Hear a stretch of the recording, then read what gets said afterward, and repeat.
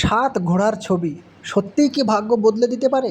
সাতটি ছুটন্ত ঘোড়ার ছবি শুধু সৌন্দর্যের জন্য নয়, অনেকের কাছে এটি শক্তি, গতি, অগ্রগতি এবং আলোর প্রতীক। রাধে রাধে বন্ধুরা, আমি সুমন আর তোমরা দেখছো রাধে ব্লগস বাই সুমন।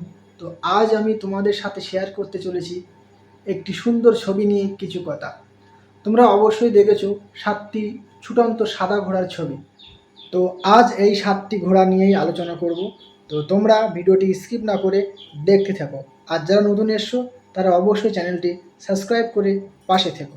তো এই হলো সেই সাতটি ছুটন্ত সাদা ঘোড়ার ছবি।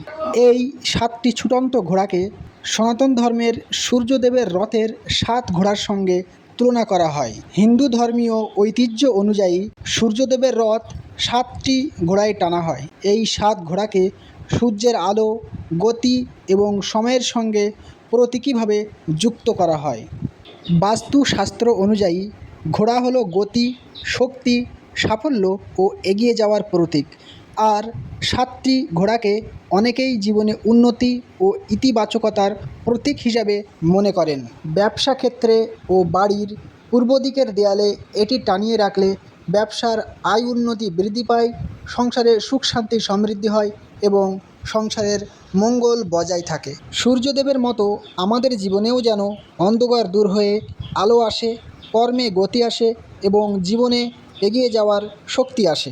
তোমাদের কার কার বাড়িতে এমন সাতটি ছুটন্ত ঘোড়ার ছবি আছে কমেন্টে জানাও। ভিডিওটি ভালো লাগলে একটি লাইক ও শেয়ার দিও। রাধে রাধে। তো আজ এই অবধি, দেখা হচ্ছে নতুন কোনো ভিডিওতে। ততক্ষণ সবাই ভালো থেকো, সুস্থ থেকো। রাধে রাধে।